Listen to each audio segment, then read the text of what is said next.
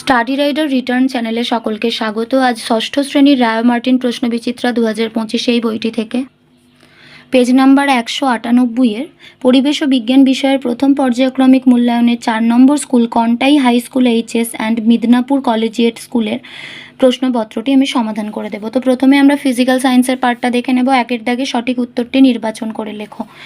1. প্রদত্ত কোনটি একটি অপর্যাবৃত্ত ঘটনা? এদের মধ্যে সুনামি হলো অপর্যাবৃত্ত ঘটনা। 2. একটি রাসায়নিক সার হলো অপশান বি ডিএপি।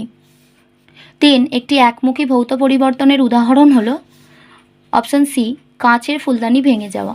4. কার্বন টেট্রাক্লোরাইডের রাসায়নিক সংকেত হলো CCl4।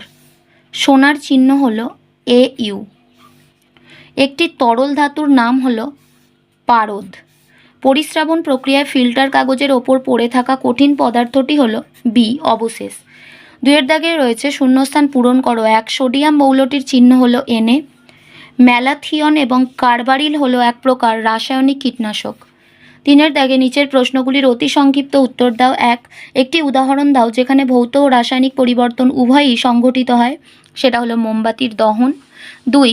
সোডা ওয়াটারের দ্রাব ও দ্রাবক কী কী? কার্বন ডাই অক্সাইডটা হলো দ্রাব আর জল হলো দ্রাবক।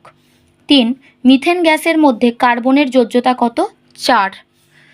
4 প্রশ্ন, স্বচ্ছ চুনজলকে বাতাসের কোন গ্যাস ঘোলা করে? Carbon die oxide gas. 5. সংকেত লেখো। হাইড্রোজেন সালফাইডের সংকেত হচ্ছে H2S, অ্যামোনিয়ার সংকেত হচ্ছে NH3। পরমাণু কাকে বলে?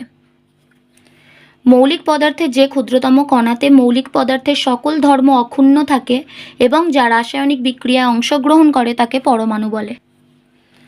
4 দাগে রয়েছে নিচের প্রশ্নগুলির সংক্ষিপ্ত উত্তর দাও। 1. ম্যাগনেসিয়াম ধাতুর তৈরি একটি ফিতাকে আগুনে জ্বালালে কি ঘটবে লেখো এবং এটি কী ধরনের পরিবর্তন?